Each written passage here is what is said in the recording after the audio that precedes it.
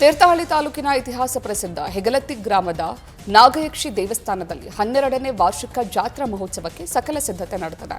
March 6ರಿಂದ 3 ದಿನಗಳ ಕಾಲ ನಡೆಯಲಿರುವ ಈ ಜಾತ್ರೆಗೆ ರಾಜ್ಯ ಹೊರ ರಾಜ್ಯಗಳಿಂದ ಭಕ್ತ ಸಮೂಹವೇ ಹರಿದು ಬರಲಿದೆ.